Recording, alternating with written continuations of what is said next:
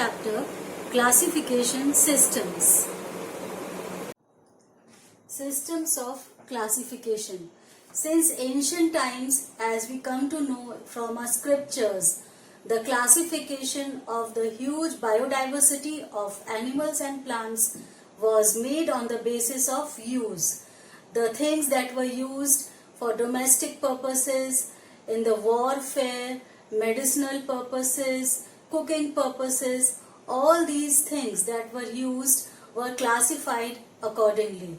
So in ancient times, all the things were classified on the basis of use.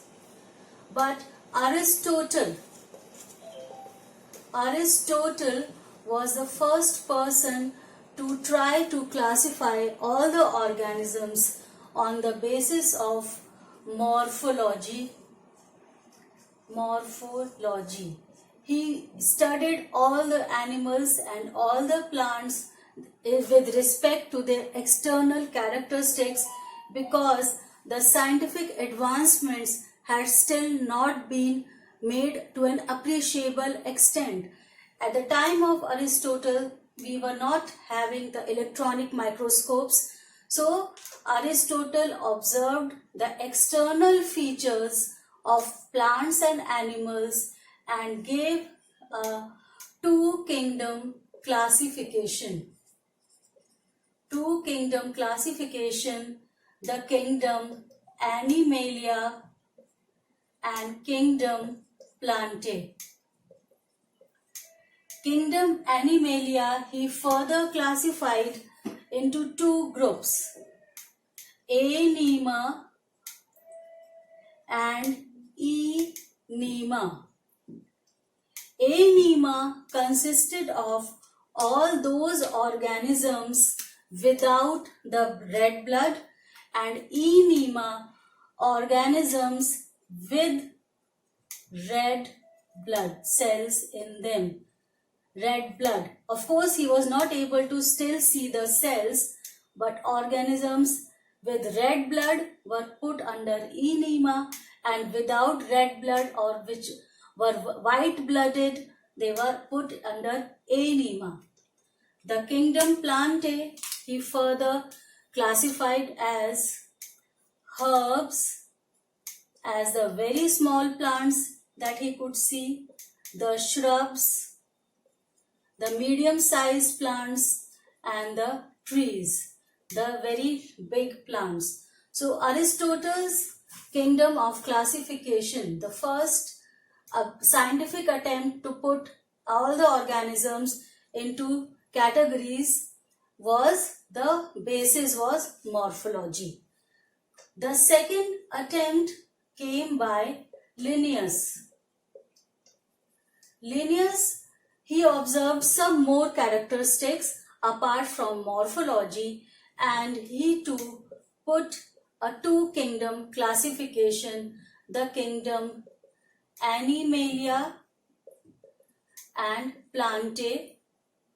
The name were kept the same as those of Aristotle, and under kingdom Animalia, Aristotle put all those organisms without cell wall, and under Plantae, all those organisms with cell wall. He was still not able to see whether the cell wall is made up of cellulose, whether it is made up of chitin or any other material. But all the organisms with cell wall were put under kingdom Plantae, and without cell wall under kingdom Animalia. Now the third classification came from Ernst Haeckel. Ernst Haeckel gave a three-kingdom classification. Ernst Haeckel. Linnaeus also was a two-kingdom classification, and Ernst Haeckel, now his classification, Haeckel's classification, is considered to be the first scientific classification. So Ernst Haeckel put all the organisms into three kingdoms: the kingdom Animalia and Plantae were retained as such, and another kingdom was added, that was Protista. Protista consisted of all the unicellular organisms. All the unicellular, whether they are prokaryotes, whether they are eukaryotes, they were all put together under Protista. And Animalia, he put all the heterotrophs, and under Plantae he put all the autotrophs. Now the issue with Ernst Haeckel's classification, what was the issue? The issue was that he was not able to properly place some organisms like algae. Algae, they were the organisms that were autotrophic and without cell wall. Without cell wall. Because of they were autotrophic, they should have come under Plantae. But they are without cell wall, so they should have come under Animalia. But algae he put under Plantae. So this issue, and just like algae, there were many more issues with many more organisms. Another one arising, creating issues, was the position of fungi. Fungi, they are all saprophytic. Fungus are saprophytic, but fungus, they were placed under Plantae, which are autotrophs. So this position was also debatable, and also there were many more like amoeba, paramecium, because they are unicellular, they were placed under Protista. Now next attempts were still being made with the discovery of electron microscopes. The scientists were looking deeper and deeper at the cellular level also. And next, the classification came by Copeland. Copeland gave a 4-kingdom classification. Under his classification, the diverse world was divided into kingdom Monoera, the Protista, Animalia, and Plantae. So you can see that Animalia and Plantae, the names of these two kingdoms have been retained throughout.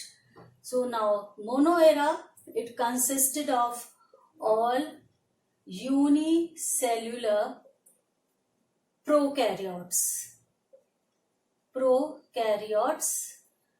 Example, all the eubacteria and archaebacteria and eubacteria, they were all put together under Monoera. The Protista consisted of all the unicellular eukaryotes. This group consisted of the algae, the fungi, amoeba, paramecium, such kind of animals. Animalia were the heterotrophs without cell wall. Plantae were the autotrophs with cell wall. So Copeland's system of classification solved out this issue where all the unicellular eukaryotes and prokaryotes were put together under Protista by Haeckel. So because he separated the unicellular prokaryotes and eukaryotes into separate kingdoms now. So this issue was solved, but here also the issue remained of fungi. The fungi issue still remained. The fungus were saprophytes and they were still not having any separate place of their own. they were grouped together with Plantae still. So after Copeland, another kingdom of classification was given by Whittaker.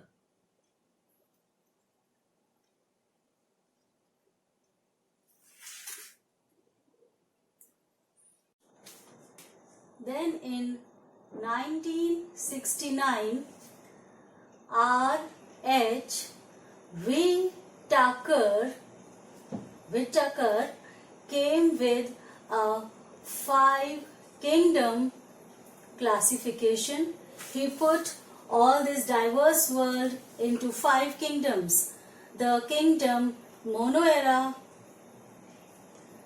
Protista, fungi. For the first time, fungi got a separate place of their own. The kingdom Animalia and kingdom Plantae. The Monoeran consisted of all the unicellular prokaryotes. Protistans consisted of unicellular eukaryotes. The fungi kind of plants were all saprophytes. Animalia were all heterotrophs. And without cell wall, Plantae were all the autotrophs. Now, the basis of Whittaker's classification was observations of morphology, or the external observations, just like Aristotle had done. Physiology, like the feeding habits, what nutrition habits.